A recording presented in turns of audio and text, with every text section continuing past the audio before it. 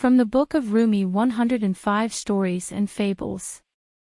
The Sheikh and the Tray of Sweets. There was once a famous sheikh who was revered by everyone in the small town where he lived, but he was always in debt.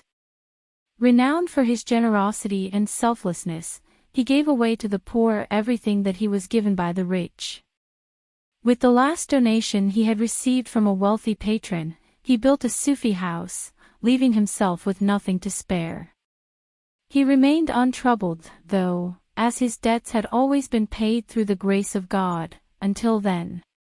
His life's end was approaching, and he lay in bed contentedly, melting away like a candle, while his creditors gathered around him, sour-faced and desperate, as they had no hope of collecting what was owed to them.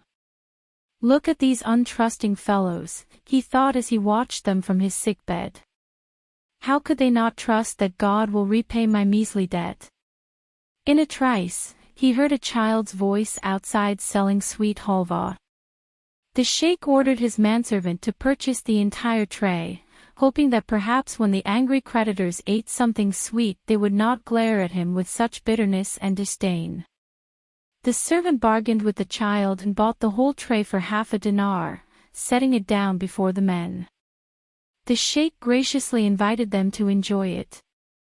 When the tray was polished clean, the boy asked for his money. "How do you expect me to pay you?" the sheikh retorted. "I'm on my deathbed, go away, leave me in peace." Frustrated and overcome with grief at his loss, the boy hurled the empty tray onto the floor, wailing uncontrollably. He cried out, wishing that his legs had been broken or that instead he had gone to sell his sweets at the bathhouse rather than at this wretched Sufi house with its freeloading mystics. A crowd gathered around the boy as his sobs echoed throughout the neighborhood.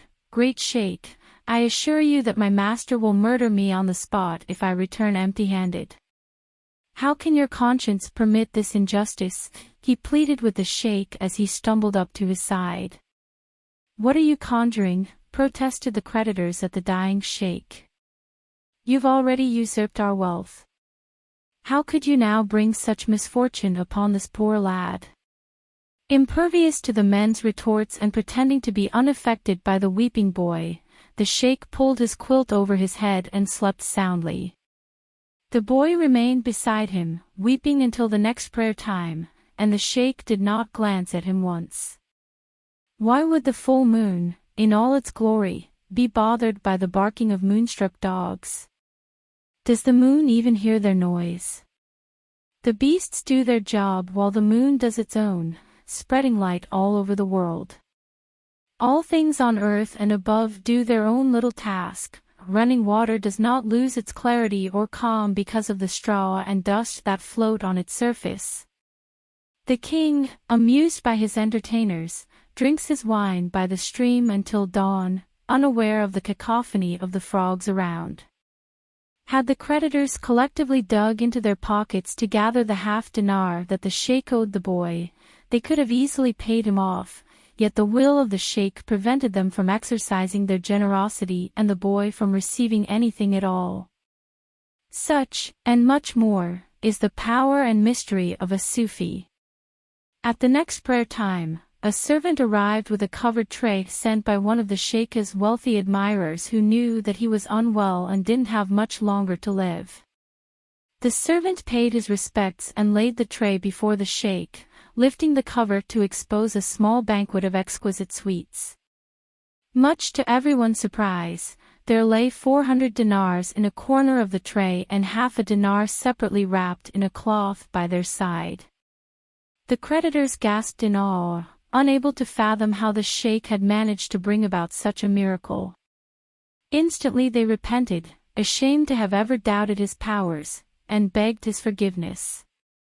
"I forgive you all your doubts," the sheikh replied. "Go in peace.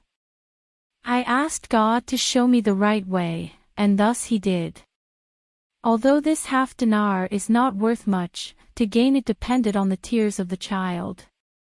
Unless the sweet-seller boy cried his heart out, the doors of benevolence would not be flung open. My brothers, by the child I mean the child in your own eyes. Consider your needs fulfilled once you shed tears. If you want to be the recipient of unbounded generosity, make the child in your eyes cry for your earthly body. We cannot judge the behavior of mystics with our simple minds. Unless we suffer occasionally and express our hopelessness, the doors of grace cannot be opened to us.